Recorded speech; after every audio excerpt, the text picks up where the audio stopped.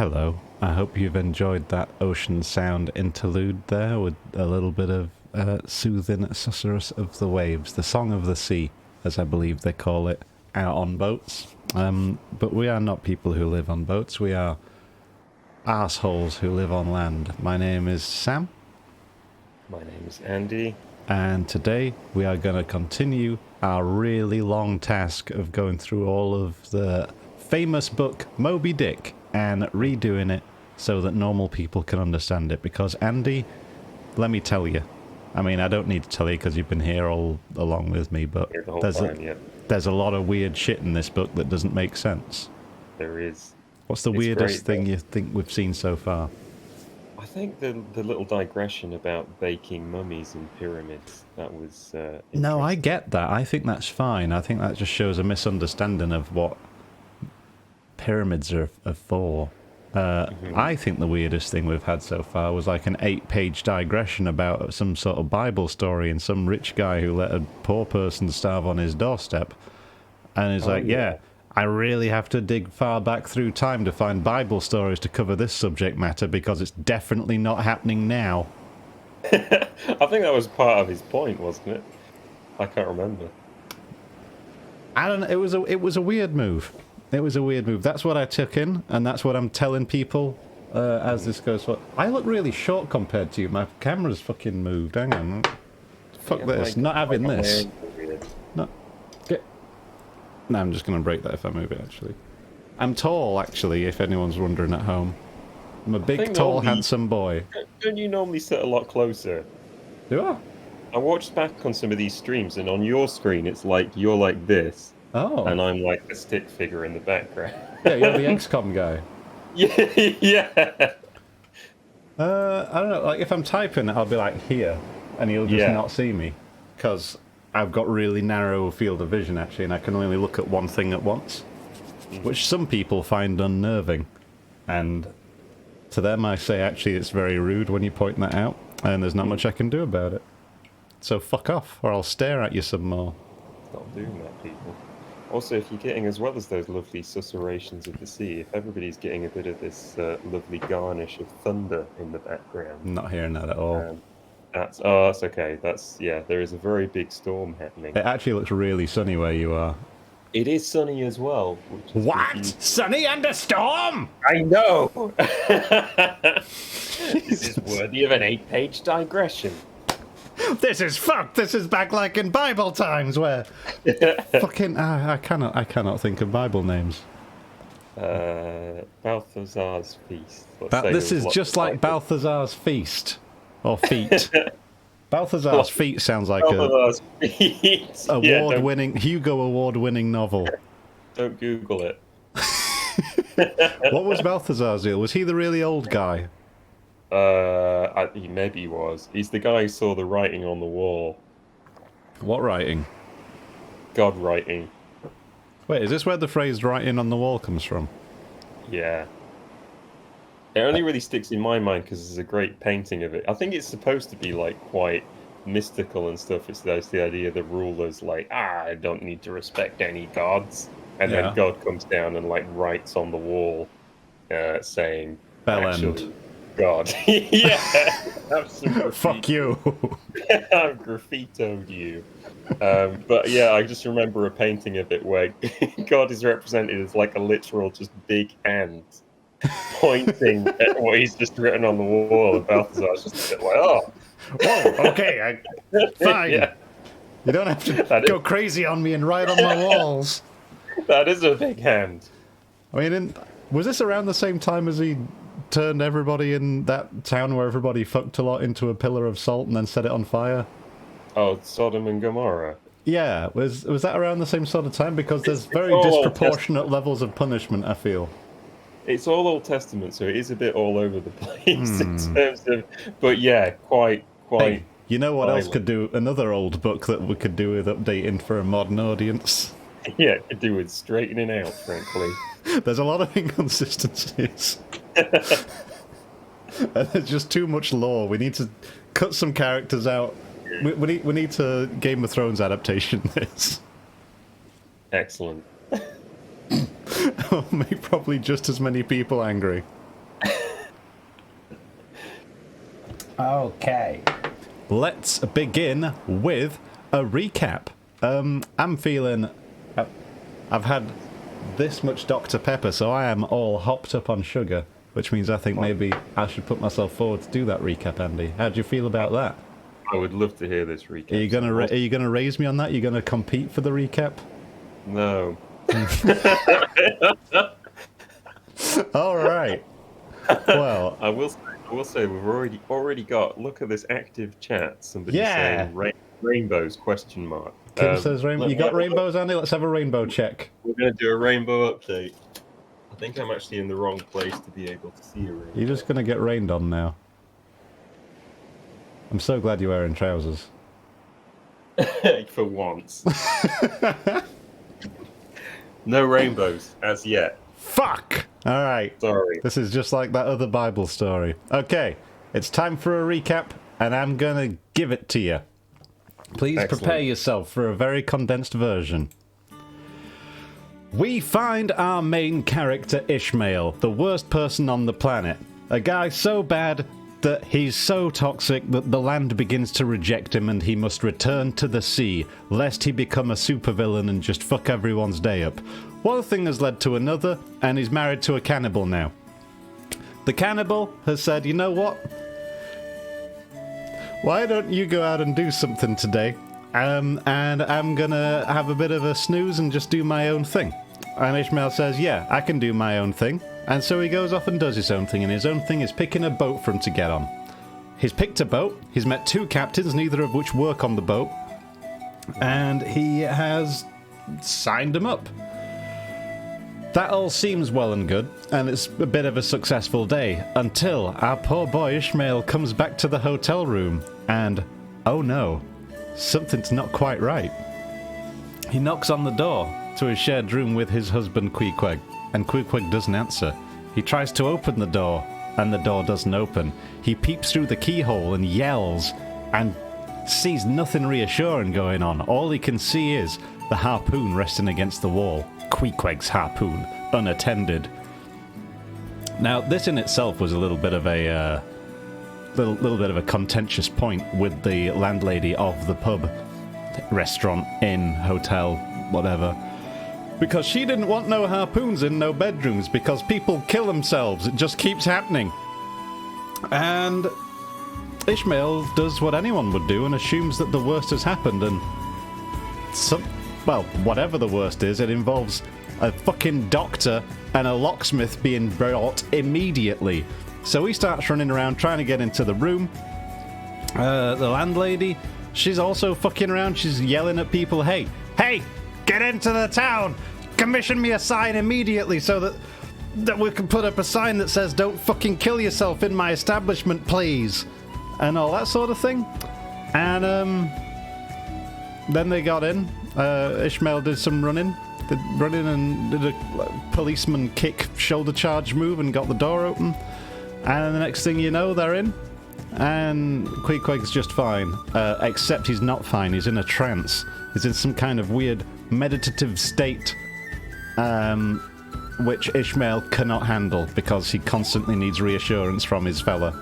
And I think we join them just as he's trying to bring Queequeg back to his senses so that he can sense Ishmael and say nice things to him. And this was Dust in the Wind, Panpipes play cover by Mr. Nuxie on YouTube. Actually, sorry, it was performed by Thomas Sammer. You really match the energy of a panpipe cover of Dust in the Wind. That's how I strive to. That's my default mood. There you go. I didn't appreciate that last time actually, but it's quite a modern workplace move, isn't it, for the landlady of the inn to see somebody's dead in their room, presumably, and she's like, "Oh my god, I've got to put a sign up."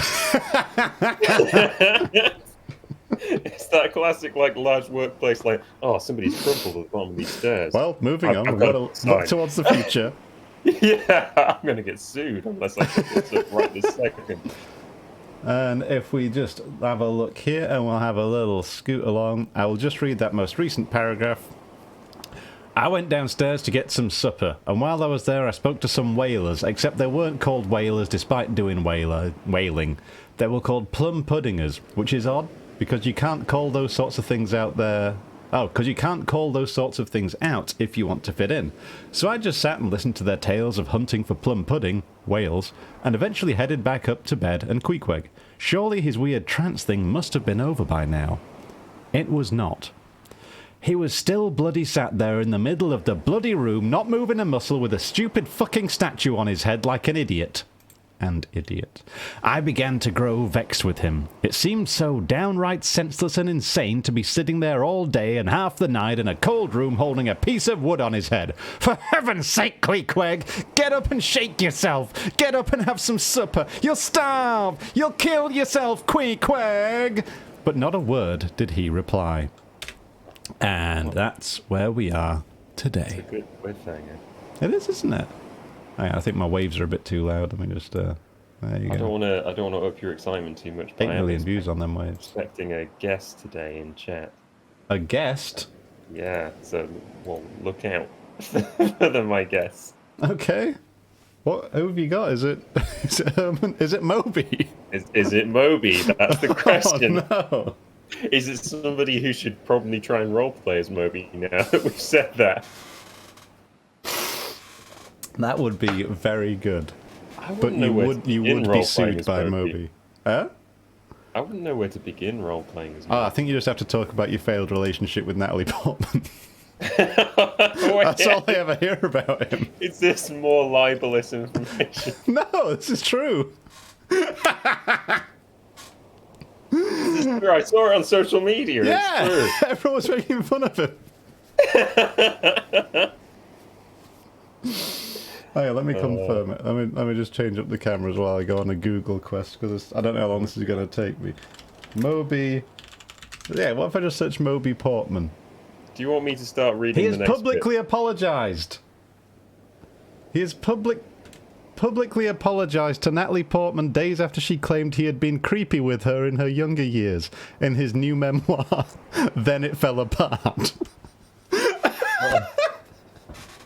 Good name. Yeah, isn't it? Yeah. Moby Facts. Okay.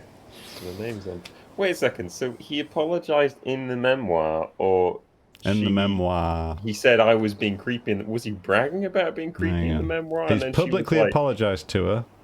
Mm-hmm. Oh, okay. So he said that they had a thing going on in his memoir.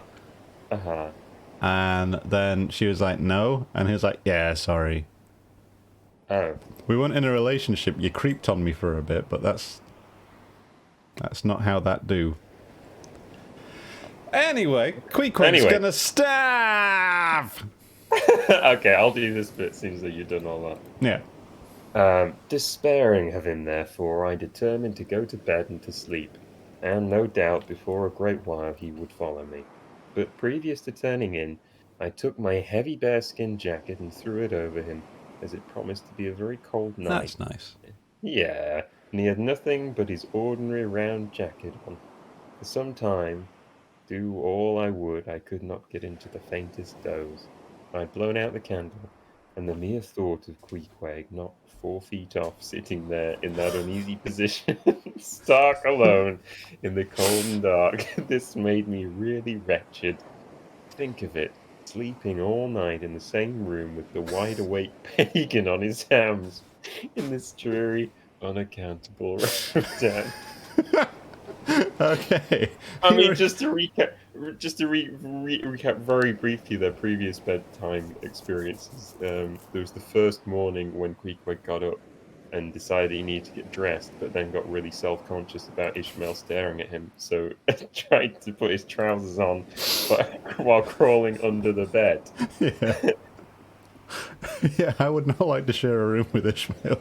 No, I mean, they're both kind of a bit, I don't know.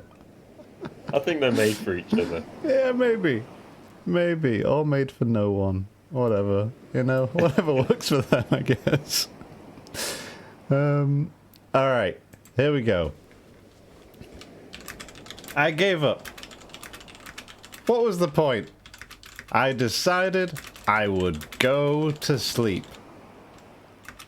So I did. I wrapped myself up in the bed. Oh wait, no, first up. So I did. That nice jacket Yeah. on. First off, though, not being a monster, I looked after my bud, wrapping him up in my jacket. When he says that Queequeg is wearing nothing but his ordinary round jacket, are we to suppose he actually means he's wearing nothing but like a little jacket? Sorry, that was a big sneeze. That's all right. I mean, that's what he says, so it must be true. Yeah. First off, though, not being a monster, I looked after my bud, wrapping him up in my jacket, so that... in my jacket. He wasn't wearing much before that.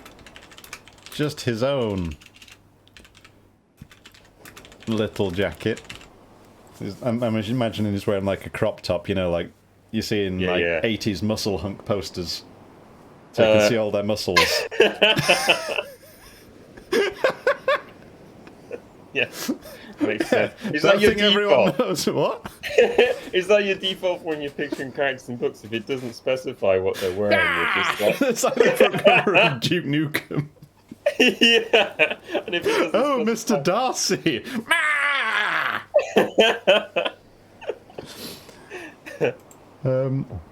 He wasn't wearing much before that, just his own little jacket. So I made him into a 2-jacket man, ready for a cold night, doing whatever the fuck he was up to. I wrapped myself up in the bed and willed myself to sleep.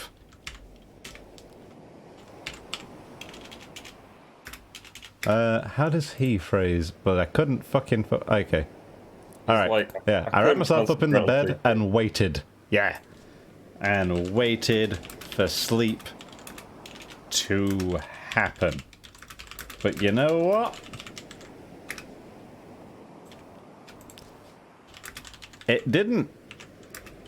How can you sleep when there's someone sat on their own legs only 4 feet away, being all weird and not moving, and not moving, not eating, not doing anything at all like a normal person? It was awful and I hated it. In fact, does he say what he's going to do next? Think. Okay. Imagine it. Could you sleep with some weird guy in a trance next to you? I bet not. Okay. We've established fever pitch from our boy Ishmael. But somehow it's done that thing again where he builds me up a lot. He builds me up, Buttercup, just to let me down. Yeah. But somehow I dropped off at last and knew nothing more till break of day. When looking over the bedside, there squatted Queequeg, as if he had been screwed down to the floor. Oh no. What the fuck? But as soon as the first glimpse of sun entered the window, up he got, with stiff and grating joints, but with a cheerful look, limped towards where I lay, pressed his forehead again against mine, and said his Ramadan was over. Nice. Okay. It's pretty awesome. Well, okay, I bet not. Well, I did. Because of... because it's one of my special skills as a sailor. I went and had a nice sleep, and when I woke up, there was Queequeg. Still in the same position. But somehow... Like, I don't understand what Melville was saying when he did this, but somehow looking like he'd been screwed into the floor. I guess it just means he hasn't moved at all. I thought it, like, full on, like, the screws going through his entire body and has been fucking fastened to it. What? Wait, doesn't that amount to the same thing? No, because it'd mean, like, his arms and stuff would be pinned down as well. Oh, you think he's like... Oh, he's either passed out or he's just been still crucified fine. in his bedroom. Yes. I don't know which is more That realistic. landlady'd have to put a sign up about that, wouldn't she? No crucifixion. Because he's squatting there, and before he was sitting on his own hams, whatever a ham is. Mm-hmm. So what's the diff, Andy? Is it... well, can't it be both? Could it be that he's got, like, his feet under him, and his lower legs, his knees bent? And so He's doing the thing where you sit on your own ankles that I can't do, and I'm really jealous of people who can. That's what I'm picturing. Can you do that? What, just sit on your... Do the thing where you sit down like on your own heel. My legs just don't bend that way. I'm hypermobile in every other dimension. I can do it, but it's not like super comfy. It's not... I literally can't do it. Oh. When me and Emma do our exercises with Strong Susanna, one of the... This is the first I've heard of Strong Susanna. Is it? Huh. Yeah. We've got this jacked woman called Strong Susanna who does like exercise classes over Zoom where she basically just yells at us to do squats and push your limits. And awesome. like, yeah, she's really good, but she always tries to get us to do like stretches and warm downs. It's like, yeah, this is all easy. I can just flop over this way, easiest thing in the world. And then it's just okay. And now you're just gonna sit on your ankles or sit on your heels. And I'm like, I'll just kneel up and it's like, okay. And then you're gonna stretch over backwards. And you're gonna do this from here, and it's like, well, I do not curl that way. It doesn't go. It's like one of those snap wrist things, you know, where you go and it'll wrap around. Whereas I can do this way, but then you try and bend me the other way, and I just go and break forever. That's me. You're like you're the opposite of double jointed. You're super not double. I'm incredibly one jointed. That's one for the CV, isn't it? Full prawn mode. Yeah, anyway. Sorry, I shouldn't have stopped you talking and then just had a big sip. That was unprofessional. File that under the things I do wrong in this. I mean, we do things differently here. This isn't your This isn't your dad's. Is it a podcast? Is it a stream? I keep wanting to call it a podcast, but we haven't. Because we're just chatting any shit. Of it. Yeah. We haven't posted any of it in a medium where you can podcast it. No, it's a talk show. It's a talk show, I guess. Talk show. You can see us if you choose to, so it's a talk show. Yeah. I should probably put a link so that people can just view the Moby Dick for Normal People document, because there's a lot of it here. And while we're chatting shit, like, people could just be scrolling back through 44 pages. Isn't it, like, all on your Patreon page as well? Only when I remember to upload it, which is not frequently. Anyway, somehow looking like he'd been screwed into the floorboards. Still in the same position. Let's see. I woke up. There he was. Still in the same position. Someone like he'd been screwed into the floorboards. Still not move. I keep spelling it moving. Moby is infiltrating my hands. Moby. Still not moving. Then it fell apart. Still not moving. I watched him as the sun came up.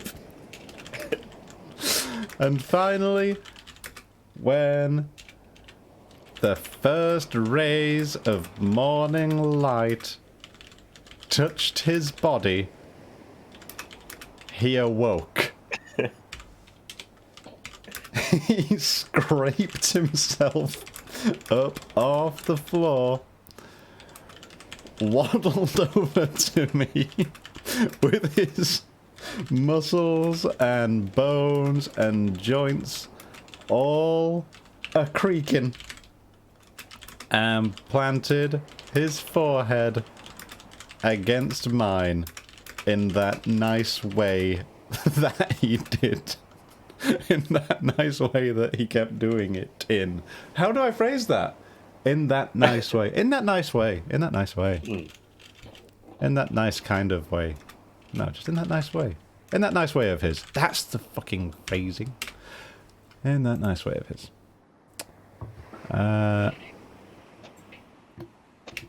And then instead of we saying he said his Ramadan is over, we're just gonna put the words in his mouth.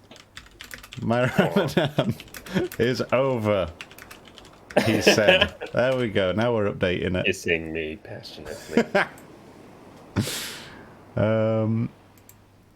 Okay. You just say it loud, or do you think he says it with his eyes? Or with the fact that he's moved his whole body and he's no longer doing that thing he was doing?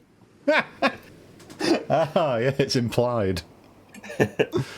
Now. I was speaking of... oh, sorry, you finished this bit. Yeah, that bit's over. Okay. I was going to say, speaking of implications things, I was just thinking, if Moby gets cancelled, does that mean that at the end of all the Bourne Identity films, the bit where the cool music kicks in will just be replaced with complete silence? So all of the Bourne Identity films will just finish with Matt Damon looking confused, and then it goes to credit. There is only one good thing. There is only one good thing that the Bourne films have ever done, and it's that part in the first Bourne film where what's his name? Ian Owen, Michael Owen. What's the actor called? Craig Michael Owen. Him of Children of Men. Oh, Mike. Yeah, isn't that what I wanted to call him Michael Owen now. He's a footballer. Michael Craig? Owen Craig. There's a Craig in there. No, Is it Owen Craig? If only we had a way of looking this up. Owen Craig, actor. Craig Owen? Clive Owen! Clive Owen, that's it. Okay, Clive Owen. There's a scene where he's trying to snipe at Matt Damon, and Matt Damon's like, I'm gonna go and just run through the field and then just get the jump on you somehow. And he scares some crows, and then the crows circle around where Clive Owen is. Why would they do that? Because they like Matt Damon. He tamed them. You can't show everything in movies. Like sometimes it's the disconnect between scenes, and then you've got to connect the meaning. So the meaning we're supposed to infer is that he trained all those crows. When I fire a shotgun into the air, you go and circle around any snipers in the area. They should have just done with what they did with the other adaptation with Matt Damon and the one where he's on Mars. Matt Damon shits on potatoes. Yeah, that one. Yeah. the matching. But instead of showing what's happening, they just get your actor to just write a diary in a sassy way and saying things like, "I'm gonna have to science the shit out of this one." That's the line which completely switched me off to that character. If he was a boring asshole, I would have liked that film. If it was like Moon, that would have been great. Yeah. Anyway, yeah, they should have just had the Bourne Identity films done like that, where he just keeps a sassy diary about being on the run from Treadstone. More things need this. Anyway, back on track. The best bit was when he sneaks up on Clive Owen. And just before he kills him, Clive Owen just says, "Look at what they make you give." I'm just like, what is he talking about? I don't think they qualify it at all. He's actually on Bluetooth. He's having a phone conversation with somebody else.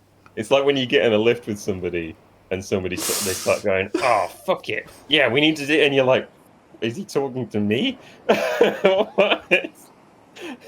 That's what we're getting. There was another bit in The Martian. I think it was James I was talking to about this, but we had exactly the same reaction to it. Where after he'd been left behind on Mars and everybody assumes he's dead, NASA are like, "We're going to have to tell his family." And it's like, oh shit, that's a bit heavy. He's got a family. Probably got kids and stuff. Was it just a dog? it's his parents. And like, I know that's sad as well, but like, it's just slightly different between like the way they were setting it up, being like, I'm gonna go and tell his kids that we left him behind on Mars, and just like, everybody's got parents. Like, why did they have to use a line for that? I don't know. It was strange. Kim is saying spoilers, and I would to that I say bullshit. It's been out forever. Wait, is this all of these things? The spoilers that he gets left on Mars, or that Clive Owen? No, Matt Damon has parents. Clive Owen. Clive Owen gets undone by crows. Oh no, that could be it. That is spoilers. I mean, it's interesting that you say spoilers, because just as we were talking about that, I was thinking about Moon, and I could tell you things about Moon. Yeah. The parents thing blew my mind. I mean, it's true. He wasn't always that big, though. They say that at one stage Matt Damon was quite small, and that's when he will have been a child and could have had the regular parent interaction that people. Are you saying that he wasn't born fully grown Matt Damon? Is that what you're telling I'm us? implying it. I'm not saying it because I don't want to go to prison for libel. It wasn't just like a delivery room where there's all these babies, and then there's also Matt Damon and Ben Affleck next to each other in these like incubators, wearing little hats and gloves. Oh, have you seen that shitty film Downsizing? No, it looked like a bad. It's a very bad film, which could have been really good, but it starts with Matt Damon. Well, it doesn't start with Matt Damon. I mean, it starts with Matt Damon. I'm just abandoning all these thoughts. Why can't I just hold a strand? Matt Damon becomes very small. It's the long and short of it. And I'm just thinking it would be more realistic if Matt Damon started off at that size and just grew it like a scale model. And just became an adult. He just starts from being 3 inches high. I think that makes sense.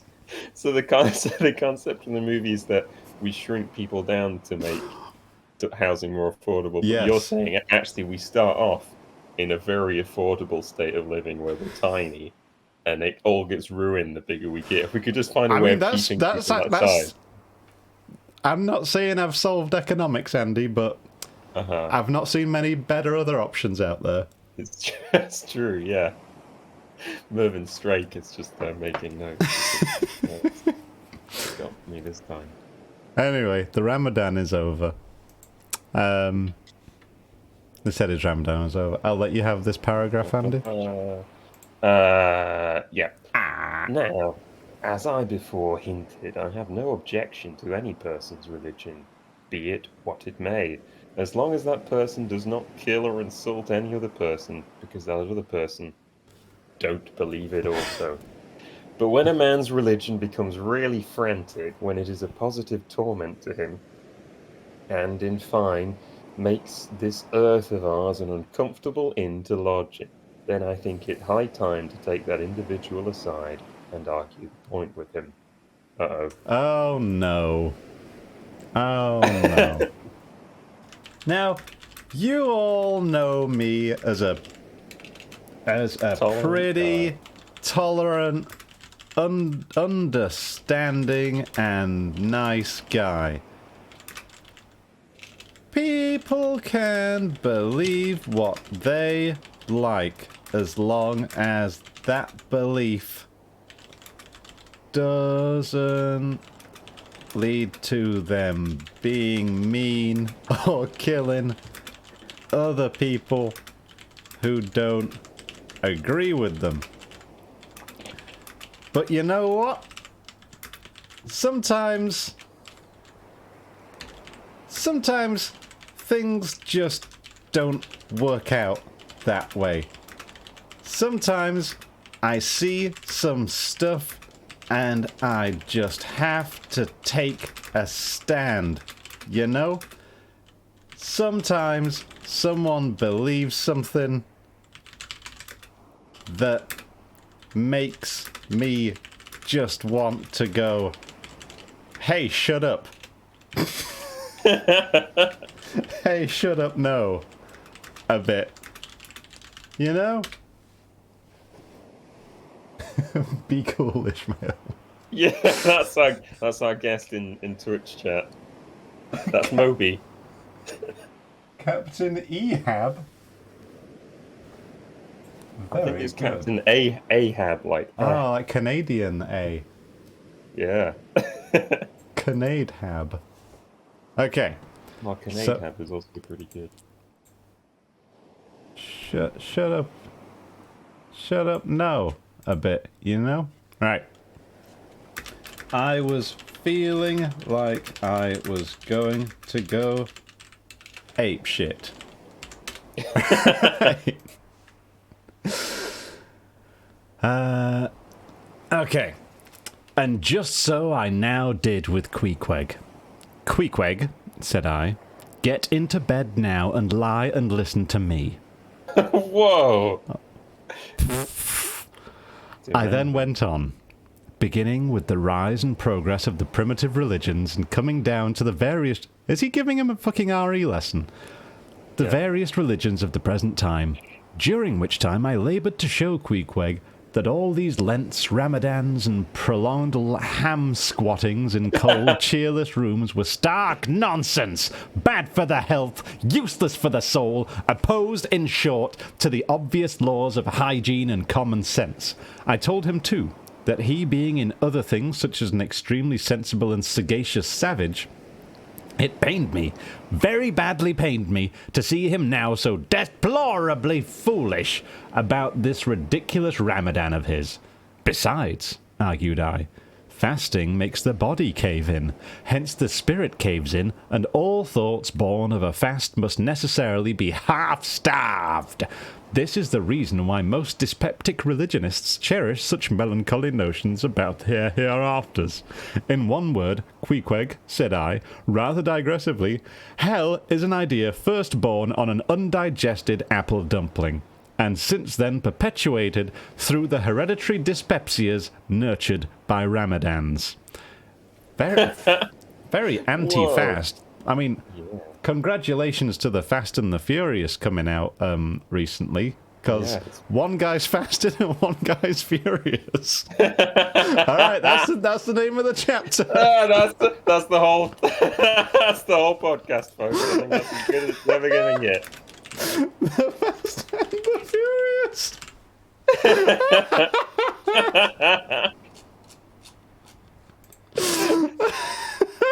Okay. Okay, we can just take that first part. That's fine. And just get into bed and listen to me. Yeah.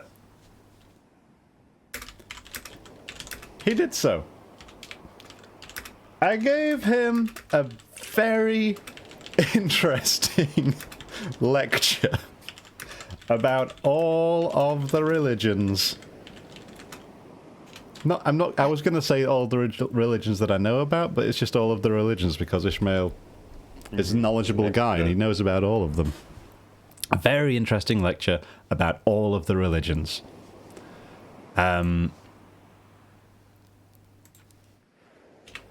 Or at least all of the primitive ones, like his. Oh, god damn. That's what he says. I thought we were making this better. What?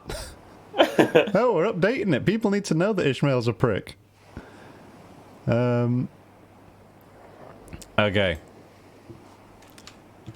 I said that across all... I want like a fancy word for faiths. Yeah, what about just that? Across all faiths, that's the rule. That's how we keep this simple. Anytime I find myself thinking, what is a fancy word I can say to convey something in a like an elegant way? Just don't. Just that's a good rule in writing. Just use the word. Yeah. That across all faiths, every single thing ever said about fasting or any of those other things where you have to suffer or go without, those things are all stupid and bullshit.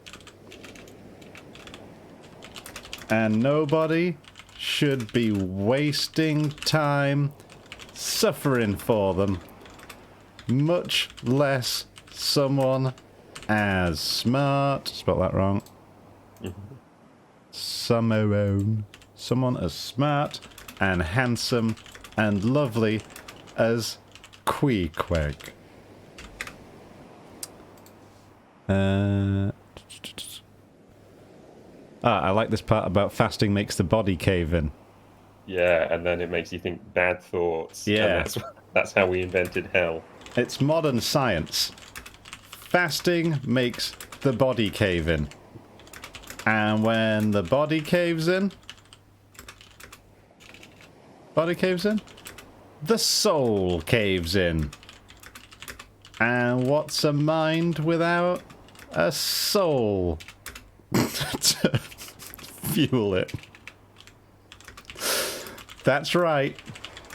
It's caved in. That's how you get bad concepts and ideas like hell. Just stupid people making stupid decisions and coming up with stupid shit. I do like this 19th century science. It does crop up in A Christmas Carol as well, when Scrooge sees the first ghost and he's like, I think you're just a bit of undigested beef. I think I've got a bit of indigestion, and it's making me literally just see ghosts. I like that. Yeah, it's pretty awesome. Going up Just with see people walking out of Nando's, just being like, if you see any ghosts, don't worry about it. Okay, so we've got the... Yeah, I think we've covered that. Hang on, there's the part where he says... Captain Ahab says that's a clue, and I have no idea what that relates to. I think that must have been the Ahab, the Canadian A. I think that, Andy, that's Jess, isn't it? That's Jess, I was getting worried. It is Jess. That's Jess. I've sussed it. Yeah. Case closed. Hi, Jess, you alright? Coming up with stupid shit. Oh yeah, I wanted to get in the part about the obvious laws of hygiene and common sense. So when I say it's science, it's modern science. It's hygiene. It's common sense. All normal people know. There we go. First thing makes the body cave in. Yeah, okay. And when the body caves in, the sold. Okay. Cool. Yep. Oh, sorry. Have you got it all? You've got it. Okay. I then asked Queequeg whether he himself was ever troubled with dyspepsia, expressing the idea very plainly so that he could take it in. He said no. Only upon one memorable occasion. It was after a great feast given by his father, the king, on the gaining of a great battle, wherein 50 of the enemy had been killed by about 2 o'clock in the afternoon, and all cooked and eaten that very evening. Wow. Yeah, that's pretty rad. Andy, what's a dyspepsia? It's just indigestion. Oh, right. Yeah, I think. We need to cover that then. All right. Peptic. It's a type of how do you spell indigestion? Indigestion of the mind. Well, I think it's one and the same in the 19th century. It's just like, you've got indigestion, you're about to see some crazy stuff. Okay. I asked Queequeg,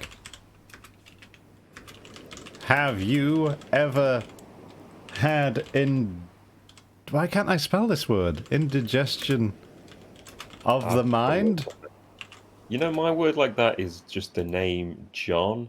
What? I think, I know, it's bizarre, but I think it's because as a child, when I was learning to spell things for some reason, I think I would call characters John. And I would always spell it J-H. And then be like, what? That makes more sense. But yeah, every time I go to type John, it's always JH. Oh wait, what comes next? Because that's how you say it. It's all John. It's not John. John, is it? Jahan. Jahan. John. That's quite good. Have you ever had indigestion of the mind? Thinking that he'd come back and tell me about some half-baked concept he'd come up with in the delirium of a day's fasting. But instead, he surprised me.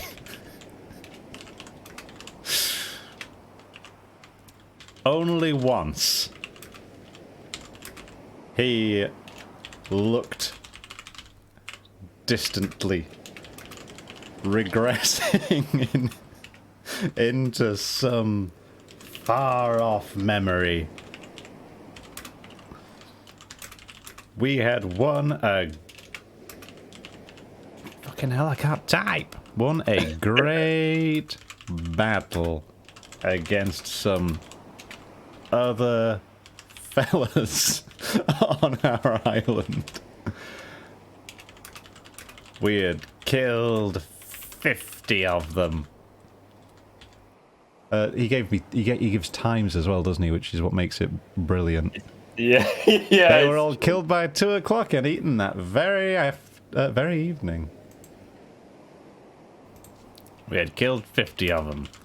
They were dead by 2 o'clock and were eaten that same evening. He smiled.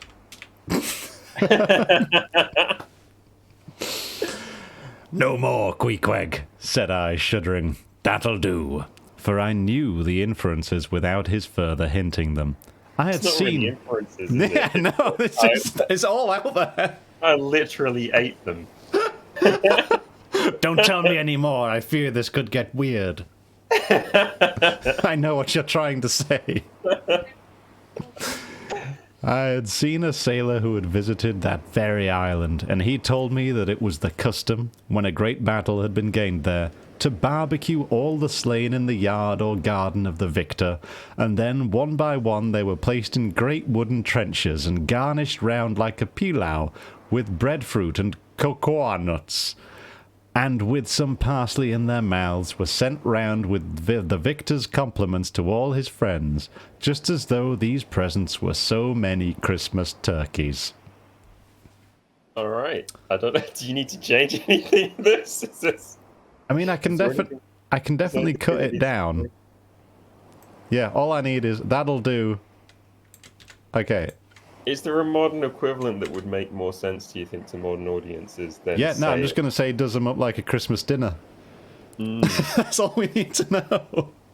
like a Paxo advert.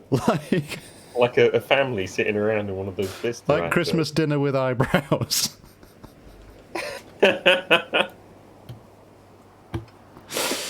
No more, Queequeg. That'll do.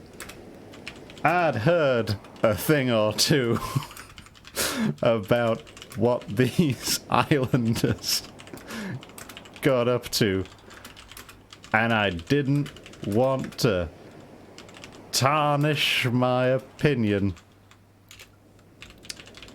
of Queequeg by having him explain the horrors that he had probably been party to himself.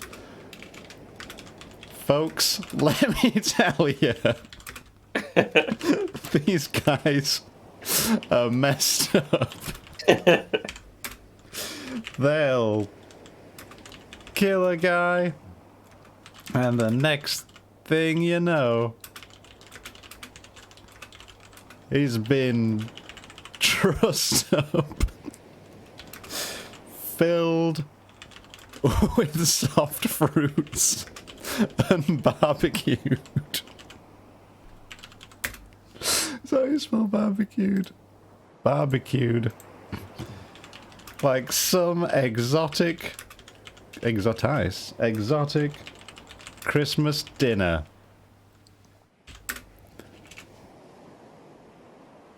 Ready to share with all of your pals. Christmas dinner with eyebrows. I just want to get that line in there. Yeah, that is great. Okay,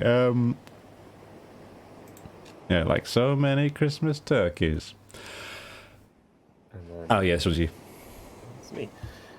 After all, I do not think that my remarks about religion made much impression upon Queequeg because, in the first place, he somehow seemed dull of hearing on that important subject, unless considered from his own point of view. And in the second place, he did not more than 1/3 understand me, couch my ideas simply as I would. And finally, he no doubt thought he knew a good deal more about the true religion than I did. He looked at me with a sort of condescending concern and compassion, as though he thought it a great pity that such a sensible young man should be so hopelessly lost to evangelical pagan piety. Very good. He's at least aware. He's aware. He knows, he's got the long view. I think Ishmael's he's not bad as far as characters go in this novel. Yeah. Oh no.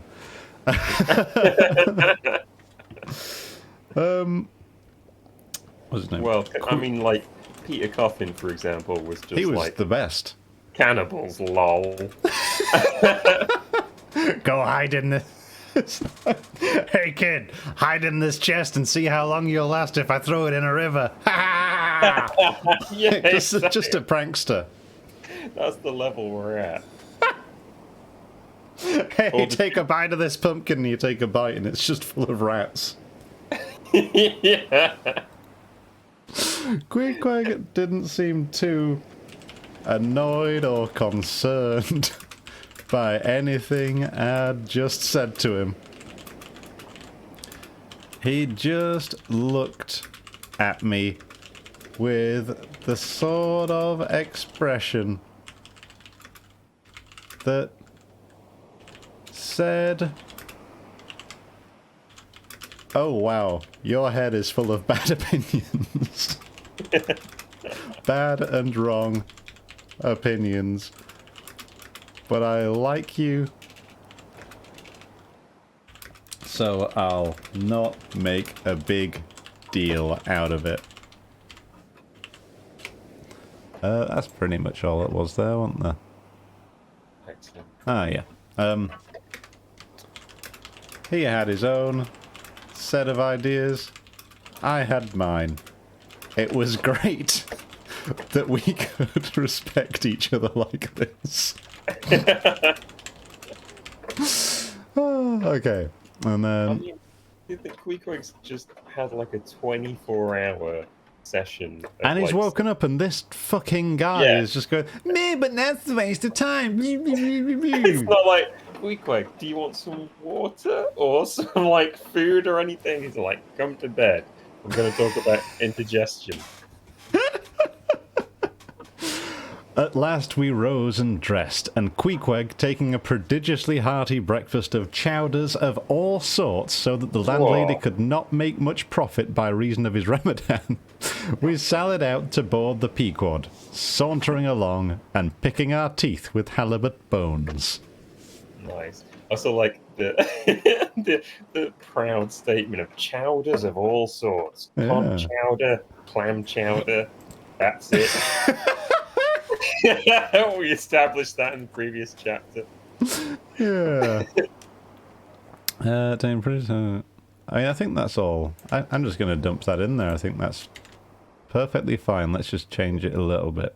It's a nice end to the chapter, isn't it? Got through all this anxiety about Queequeg. And Queequeg... I'm going to say chow down on chowder, because that's how modern people rot.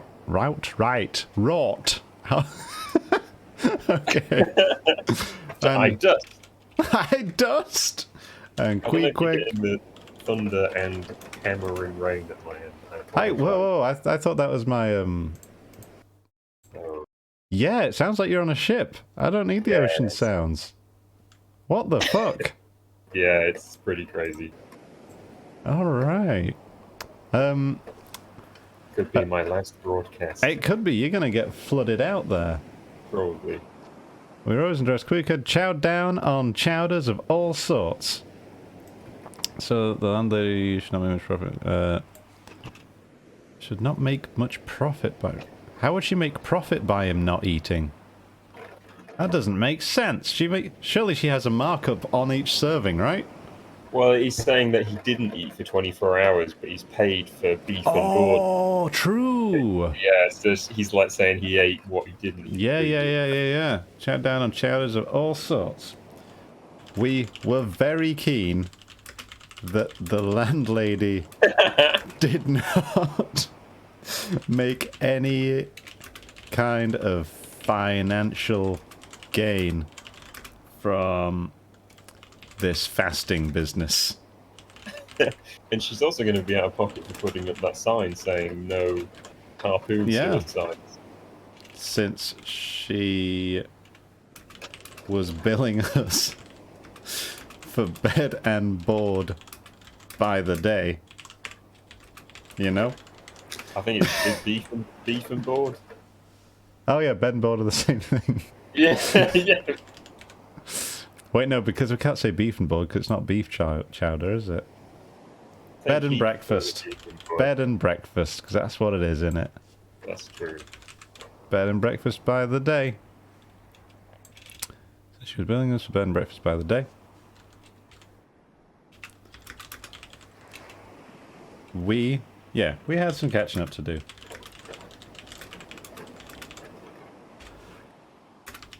With full tummies. Yes! We sallied out to board the Pequod, sauntering along and picking our teeth with halibut bones. Say that, that's really satisfying.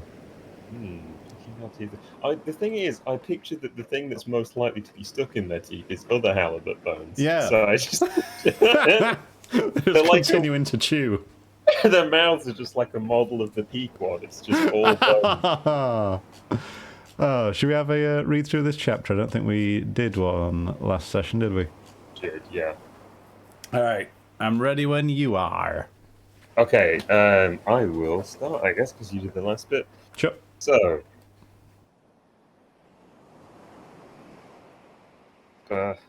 Chapter 17. Chapter 17, yeah. The Fast and the Furious.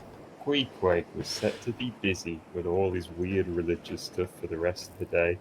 I didn't really understand it, but in my book, you don't make fun of other people's religions, even if they're fucking ridiculous.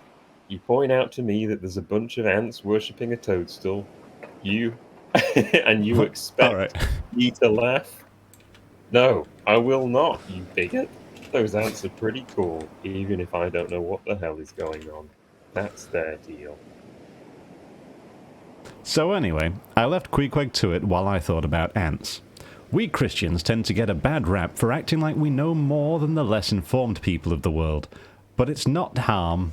I've not proofread this. But it's no harm to leave people to it, you know?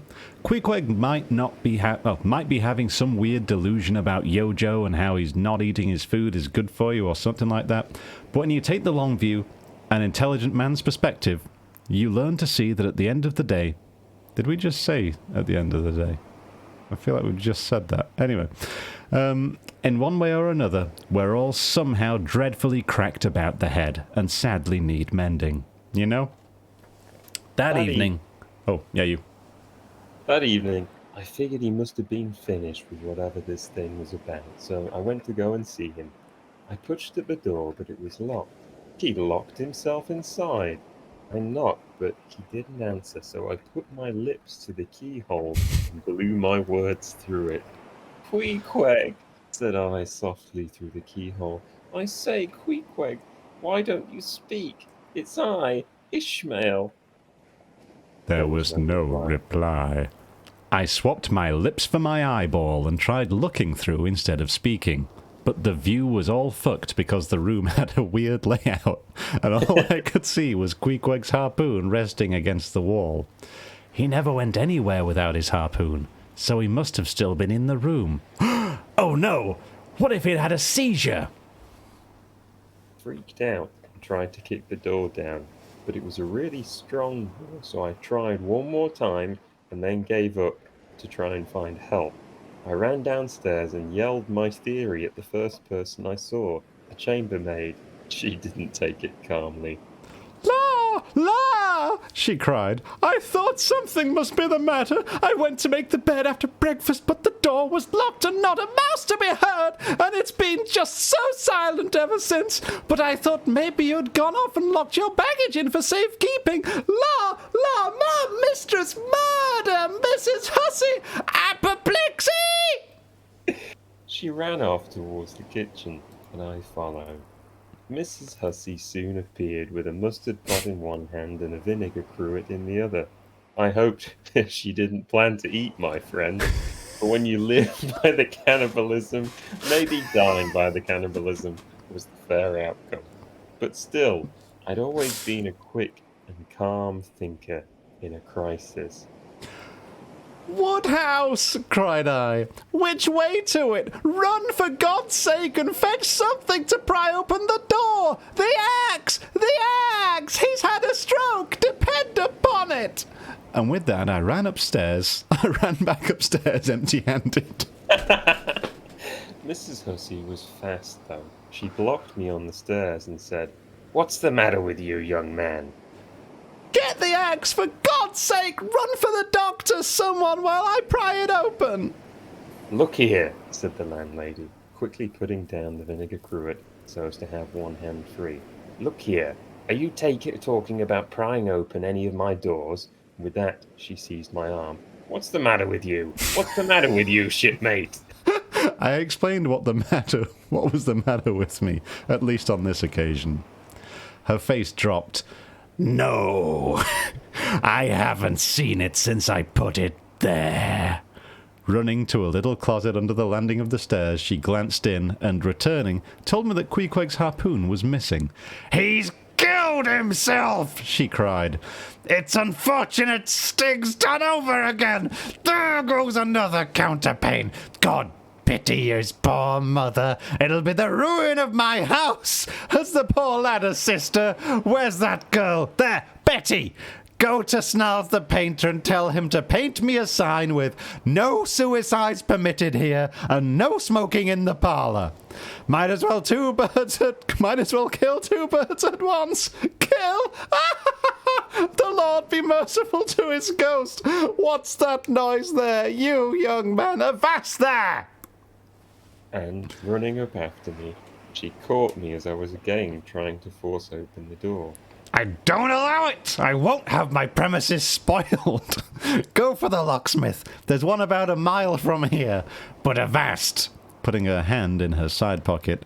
Here's a key that'll fit, I guess. Let's see. We saw it didn't. Have to burst it open. I ran back down the corridor to get myself a run-up.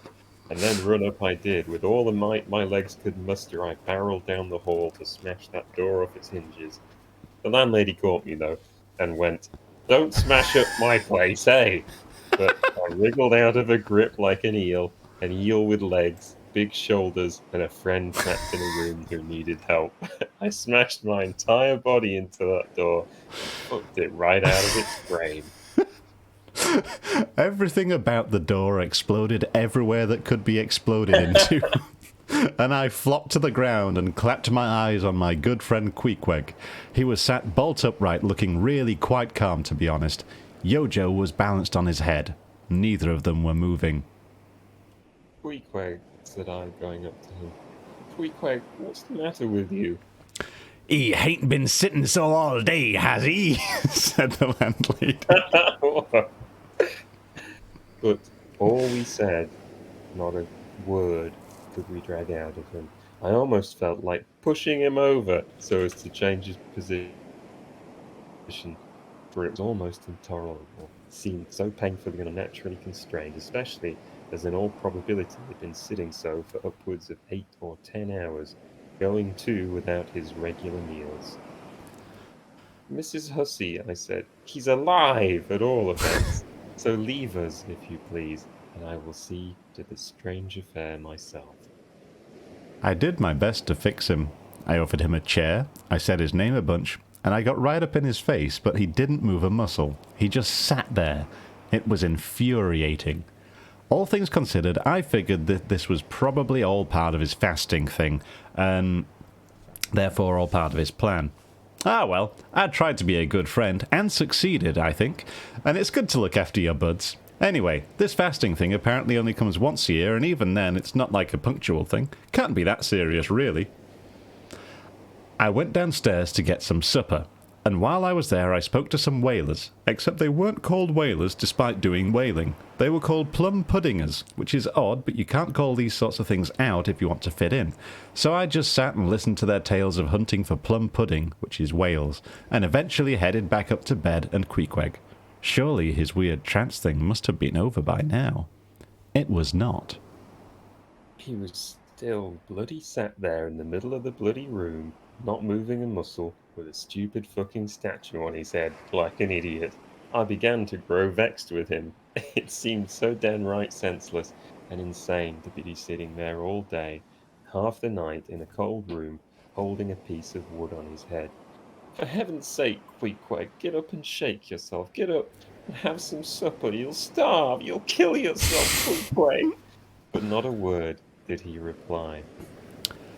I gave up. What was the point? I decided I would go to sleep, so I did. First off, though, not being a monster, I looked after my bud, wrapping him up in my jacket. He wasn't wearing much before that, just his own little jacket, so I made him into a two-jacket man, ready for a cold night doing whatever the fuck he was up to. I wrapped myself up in the bed and waited for sleep to happen. But you know what? It didn't! How can you sleep when someone sat there on their own legs only 4 feet away, being all weird and not moving, not eating, not doing anything at all like a normal person? It was awful and I hated it. Imagine it. Could you sleep there with some weird guy in a trance next to you? I bet not. Well, I did, because it's one of my special skills as a sailor. I went and had a nice sleep, and when I woke up, there was Queequeg, still in the same position, somehow looking like he'd been screwed into the floorboard, still not moving. I watched him as the sun came up, and finally, when the first rays of morning light touched his body, he awoke. He scraped himself up off the floor, waddled over to me with his muscles and bones and joints all a-creaking, and planted his forehead against mine in that nice way of his. My Ramadan is over, he said. Now, you all know me as a pretty tolerant, understanding, and nice guy. People can believe what they like as long as that belief doesn't lead to them being mean or killing other people who don't agree with them. But you know what? Sometimes things just don't work out that way. Sometimes I see some stuff and I just have to take a stand, you know. Sometimes someone believes something that makes me just want to go, hey, shut up! No! Shut up. No. There we go. A bit, you know? I was feeling like I was gonna go apeshit. And just so I now did with Queequeg. Queequeg, said I, get into bed now and lie and listen to me. He did so. I gave him a very interesting lecture about all of the religions, or at least all of the primitive ones like his. I said that across all faiths, every single thing ever said about fasting or any of those other things where you have to suffer or go without, those things are all stupid and bullshit, and nobody should be wasting time suffering for them, much less someone as smart and handsome and lovely as Queequeg. It's modern science, it's hygiene, it's common sense. All people know fasting makes the body cave in, and when the body caves in, the soul caves in. And what's a mind without a soul to fuel it? That's right, it's caved in. And that's how you get bad concepts and ideas like hell. Just stupid people making stupid decisions, coming up with stupid shit. It's a type of indigestion of the mind.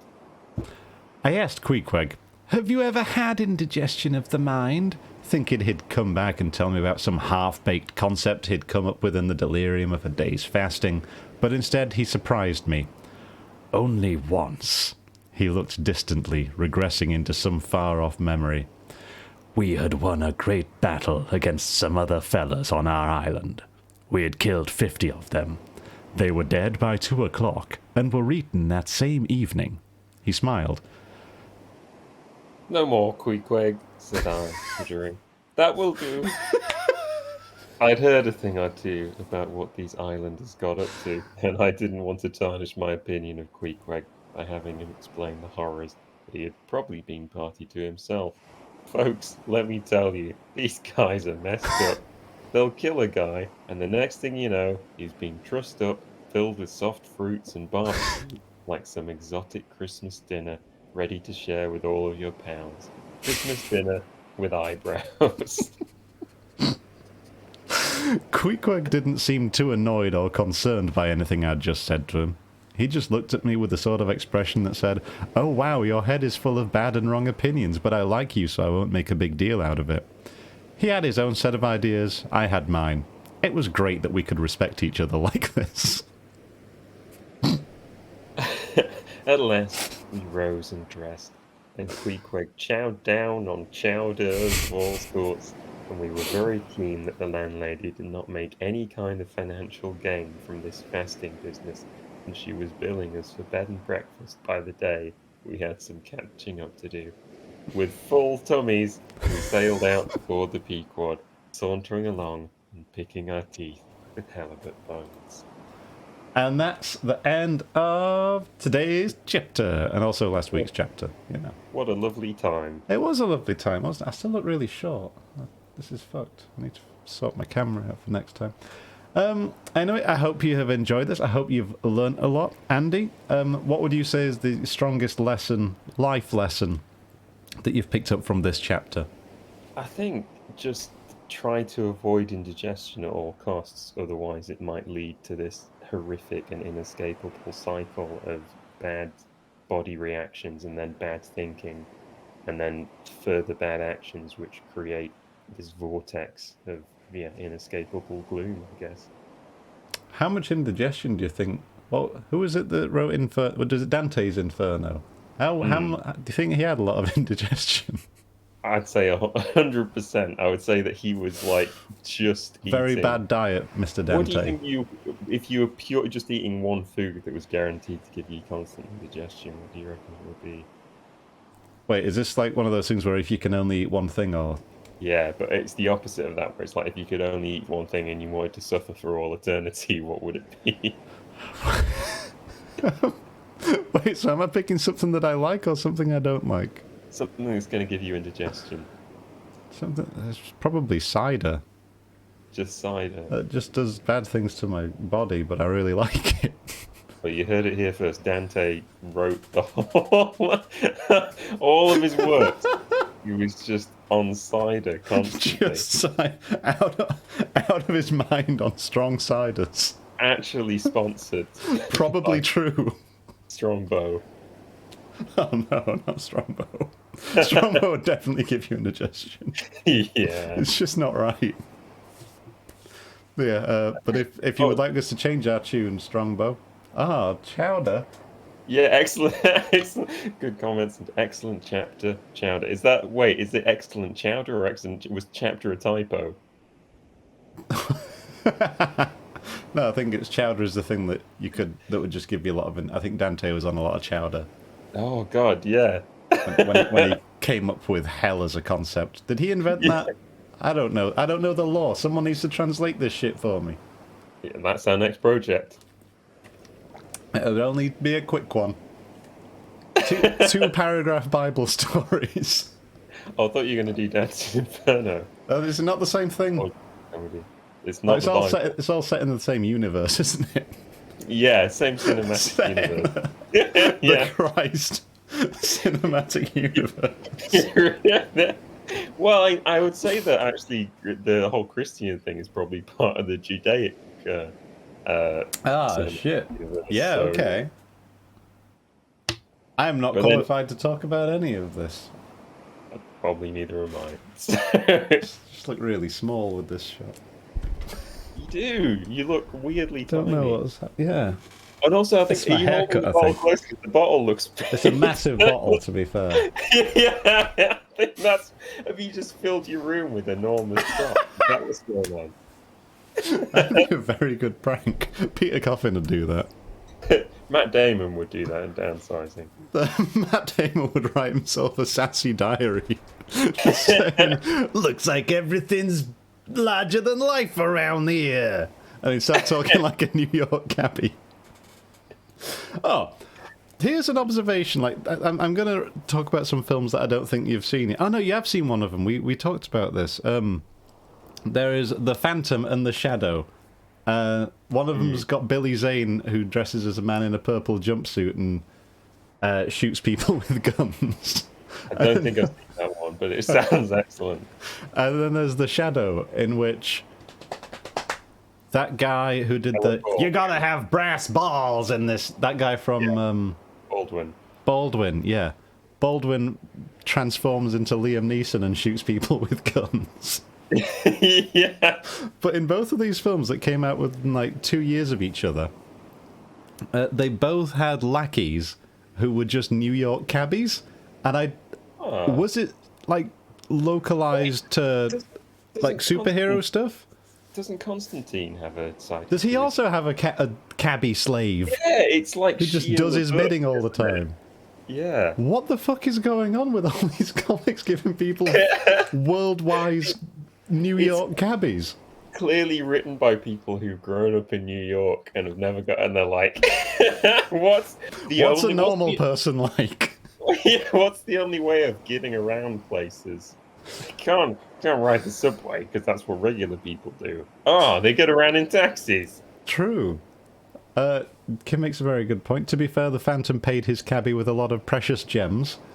Whoa. He tries to give him some fake money when he gets out, and the guy's like, "Hey, buddy, what's the problem? What are you giving me all of this joke of money for? Hey, well, I'm driving here." And he's like, "Oh, I'm sorry, I'm..." Does his eyebrows thing because it's Billy Zane. "Sorry, I'm Billy Zane." And then just pulls out like a pouch and gives him loads of gems and says, "Is this enough?" And he goes like, "Wah!" There's like his eyes pop out of his head. And he takes the gems. Yes. What possible way does this... Like, is this guy an expert in gems? Well, that's the thing. He's waiting outside the library for him to go and read a book. And he comes back, like, because he says, "Oh, wait here, I'll pay for your services for the day," or whatever. And it's like, "Yeah, this looks like fake shit to me. I don't know about this one, buddy. I'm gonna get my friends to kill you." I think that's implied. I don't know if he says that, but then he goes off and... Well, basically, when Billy Zane comes back out, the cabbie is still there and says, "While you were in that place, I had these stones appraised, and they are worth a lot of money, buddy." Wait, so he didn't know they were worth anything before? No, but he goes and gets them appraised in what must have been about 1 minute, trusts that appraisal, and then decides to continue working for the mysterious guy who doesn't know what money is but has loads of gems. I would simply leave because I'd be worried that this man's going to get me murdered. Yeah. But contrast this... Sorry, you go. I was just going to say, to get him appraised, he clearly just went round the corner and just asked another New York cabbie. Who probably looked at... You're wrong with they all wear the same hat. They all have the same accent. It's insane. But contrast that with the one from The Shadow, where he's basically mind-controlled this cabbie and he has no free will.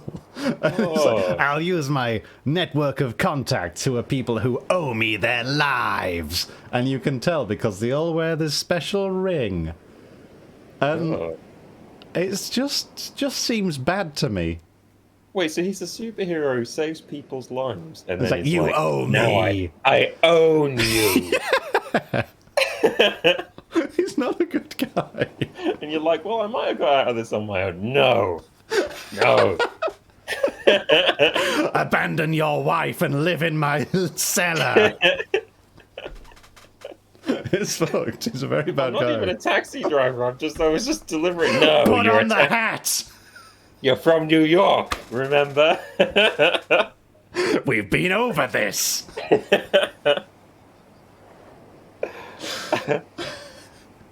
But yeah, they're both very good films. Would recommend. And I don't think either one of them wins a single fight they're involved in, except for the first one. Whoa, that's the definition of a superhero, isn't it? Now it's heroism. Oh, Kim, I've not seen Darkman, but I have read the Wikipedia page when I was trying to catch up, and it's because his skin dissolves in light, so he has to live in the dark. Oh. Darkman facts. That was a Sam Raimi film, wasn't it? I like Sam haven't actually Raimi. watched it. It's not, but yeah, I probably should because I like all the Sam Raimi Spider-Mans. And the Evil Deads. Yeah. Anyway, we should shut this shit down, and I'll see you in a little bit. I don't have a theme tune to play us out. In fact, we spent about 15 minutes trying to find an appropriate song, so maybe I'll just put some of the panpipes on. Excellent. And Gotta be yep, some other good panpipes. I think I've got one right here. We'll see y'all later, folks. Bye. Bye.